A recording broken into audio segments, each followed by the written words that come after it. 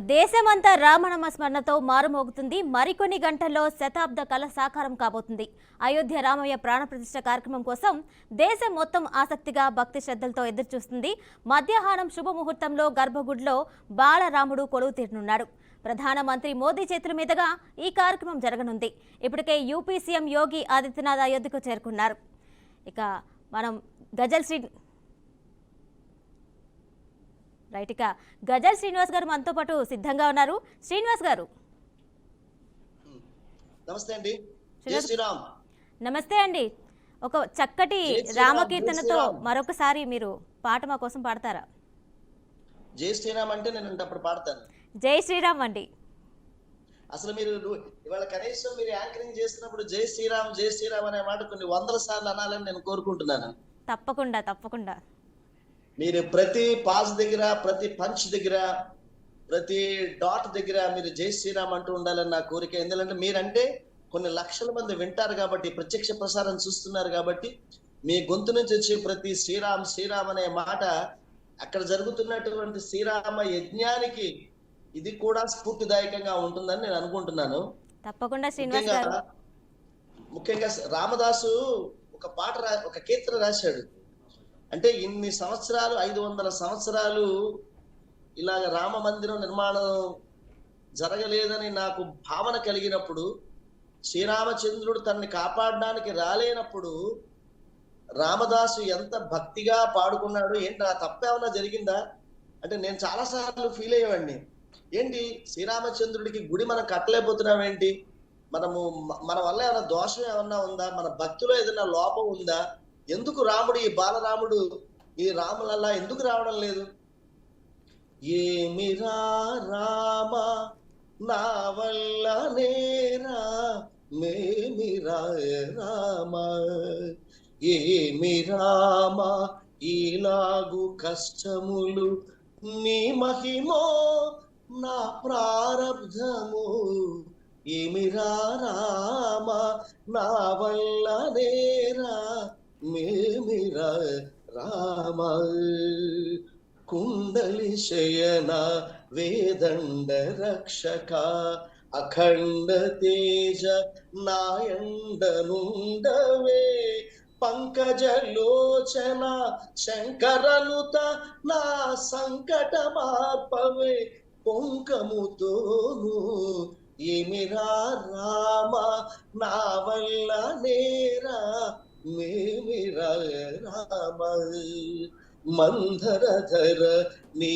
సుందర పదములు, ఇందిరేశ కనుగొందు చూపవే, దినముక ఏడుగా ఘనముగ గడిపెడి, దినముక ఏడుగా ఘనముగ గడిపెడి, తనయుని మీదను దయలే దయయో, ఏమిరా రామ నా వల్ల నేరా మేమిరా రామ, సదయ హృదయ నీ మృదు పదములు, నా హృదయ కమలమున వదలక నిలిపెదా, సదయ హృదయ నీ మృదు పదములు, నా హృదయ కమలమున వదలక నిలిపెదా, రామ రామ భద్రాచల సీతారామదాసునిక ప్రేమతో నేలవే, ఏమిరా రామ నా వల్ల నేరా మేమిరా రామ, ఏమి రామ ఇలాగు కష్టములు, నీ మహిమో నా ప్రారబ్ధము, ఏమిరా రామ నా వల్ల నేరా మేమిరా రామ. ఈ రామదాసు కీర్తనలో ఒక మాట ఉంది. అందులో దినముక ఏడుగా ఘనముగ గడిపెడి, ప్రతి కరసేవకుడు, ప్రతి సనాతన ధర్మాన్ని పాటించే వ్యక్తి, రామభక్తుడు ఈ 500 సంవత్సరాలు ఎలా గడిపారయ్యా అంటే, దినముక ఏడుగా ఘనముగ గడిపెడి, దినముక ఏడుగా ఘనముగ గడిపెడి, తనయుని మీదిక దయలే దయయో. ఏందయ్యా ఓ బాలరామచంద్ర, మా మీద నీకు దయ లేదా తండ్రి? 500 సంవత్సరాల నుంచి ఎదురు చూస్తున్నాము. దినమే ఒక సంవత్సరంగా, ప్రతిరోజు ఒక సంవత్సరంగా గడుపుతున్నామయ్యా. నీ సాక్షాత్కారం ఎప్పుడవుతుందయ్యా అని శ్రీరామచంద్రుణ్ణి వేడుకున్నటువంటి ఆ భక్తుల యొక్క కోరికని తీర్చడానికి ఆ శ్రీరామచంద్రుడు బాలరాముడే ఈ రోజు ఆయన ఆలయ ప్రవేశం 12 గంటల 28 నిమిషాలకి ఆయన, అంటే మేష లగ్నంలో, అభిజిత్ లగ్నంలో ఆయన ఆలయ ప్రవేశం చేయబోతున్నారు. అందరూ కూడా చెప్తున్నారు. నేను కూడా చాలా మంది జ్యోతిష్యుల్ని అడిగాను. నేను ఏమిటి ఈ ముహూర్తం ఏంటంటే, చాలా అద్భుతమైనటువంటి ముహూర్తం సార్ అది, రామరాజ్య స్థాపన జరిగేటువంటి ముహూర్తం సార్ అది అని చెప్పారు. అందరూ కూడా అన్నారు. చాలా నిమిషం, 1 నిమిషం 14 సెకండ్ల పాటు జరిగేటువంటి ఈ కార్యక్రమం ఏదైతే ఉన్నదో, ప్రతిష్టా కార్యక్రమము, చాలా గొప్ప కార్యక్రమం అది. వాళ్ళ భవ్య రామ మందిర నిర్మాణము జరిగి, ఆ భవ్య రామ మందిరంలో మన బాలరాముడిని మనం అందరం కూడా చూడబోతున్నాం. అందుకనే భద్రాచల రామదాస్ అన్నట్టుగా, దినమొక ఏడుగా ఘనముగా గడిపడి తనయుని మీదను దయలే దయయో, అలా గడిపినటువంటి పిల్లల మీద ఈ రోజు శ్రీరామచంద్రుడికి దయ కలిగి ఇవాళ మనందరి మీద దయ కురిపిస్తూ ఆ మహానుభావుడు ఈ రోజు ఆలయానికి చేరుకుని మరికొద్దిసేపట్లోనే అంటే ఇంకొక 50 నిమిషాల్లో మనందరికీ కూడా అమితమైన ఆనందాన్ని కలిగించబోతున్నాడు ఆ శ్రీరామచంద్రుడు. రైట్ శ్రీనివాస్ గారు, మరికొద్ది నిమిషాలు మాత్రమే మనకి సమయం ఉంది. ఇంకా దేశం అంతా కూడా రామనామస్మరణతో మారుమోగిపోతుంది. ఈ నేపథ్యంలో మీకు ఏ విధంగా అనిపిస్తుంది? 1 గంట సమయం మాత్రమే ఉంది మనకి. అదేనండి, ఇప్పుడు మీరు టీవీలో అక్కడ చూస్తున్నారు, కానీ ఇవాళ భారతదేశంలో కశ్మీర్ నుంచి కన్యాకుమారి దాకా, అలాగే అమెరికాలో గాని, ఆస్ట్రేలియాలో గాని, న్యూజిలాండ్ లో గాని, సింగపూర్ లో గాని, ప్రతి చోట కూడా, యూరప్ లో గాని ప్రతి చోట ఈ ముహూర్తంలో రాముడి యొక్క పూజ అందరూ కూడా చేసుకుంటున్నారు, భజనలు చేస్తున్నారు. అప్పుడే చాలా మంది నవరాత్రులు మొదలు పెట్టారు. ఈ ఆలయానికి ముందు 9 రోజుల నుంచి కూడా ఎంతో మంది దీక్ష వహించారు. మోదీ గారు ఎప్పుడైతే దీక్ష తీసుకున్నారో అని అన్నారో, అందరూ కూడా దీక్ష వహించి పల్లెల్లో, గ్రామాల్లో అనేక మంది నాయకులు తిరుగుతున్నారు, భక్తులు తిరుగుతున్నారు, మఠాధిపతులు, పీఠాధిపతులు అందరూ కూడా చాలా రామదీక్ష తీసుకుని, అందరూ కూడా బాలరాముడి దీక్ష తీసుకుని, అందరూ కూడా చాలా 9-10 రోజుల నుంచి కూడా ఇదే కార్యక్రమంలో ఉన్నారు. ప్రతి ఊరు కూడా సంబరాలు చేసుకుంటుంది, ప్రతి పల్లె సంబరాలు చేసుకుంటుంది. మీరు రాత్రి చూడండి, ప్రతి ఇంట్లో కూడా, ప్రతి గడప మీద కూడా దీపాలు కనిపిస్తాయి. అపార్ట్మెంట్స్ లో పైన కూడా దీపాలు వెలిగిస్తారు. రేపు ఇవాళ సాయంత్రం టపాసులు పేలుస్తారు.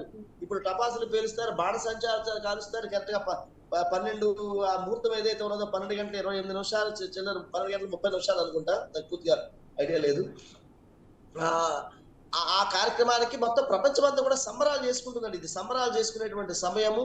ముఖ్యంగా ఇవాళ బాలీవుడ్ నుంచి కూడా సోను నిగమ్ కానివ్వండి, అనురాధ పోద్వాల్ కానివ్వండి, అనేక మంది గాయకుడు కూడా వెళ్ళి అయోధ్యలో రామ మందిరం దగ్గర గానం చేయాలి. యాక్చువల్గా నేను కూడా వెళ్ళి గానం చేయాల్సినటువంటి అవకాశం నాకు కూడా వచ్చింది. కానీ నాకు బ్యాండ్ సిద్ధంగా లేకపోవడం మూల నేను వెళ్ళలేకపోయాను. అనేక మంది గాయకులు పిలిచారు, వాళ్ళు ఉదిత్ నారాయణతో సహా అనేక మంది గాయకులు వెళ్ళారు, భజన బృందాలు వెళ్ళాయి, అనేక మంది గొప్ప సృజనాత్మకతలో ఉన్నటువంటి కళాకారులు కొన్ని లక్షల మందిని అక్కడికి ఆహ్వానం పలికారు. ఇవాళ రామనామంతో, రామనామ గానంతో మొత్తం అంతా కూడా పులకించిపోతుంది అయోధ్య. ఆ వైబ్రేషన్స్ ఏవైతే ఉన్నాయో, ఆ వైబ్రేషన్స్ అన్ని కూడా విశ్వవ్యాప్తమై రామనామంతో ఈ ప్రపంచమంతా కూడా సుఖంగా ఉంటుందని నేను భావిస్తున్నాను. ముఖ్యంగా ఇవాళ రాముడు గురించి ఆయన ఎంతగా అన్నాడంటే, మందరధర నీ సుందర రూపము ఇందిరేశ కనుగోదు జూపవే.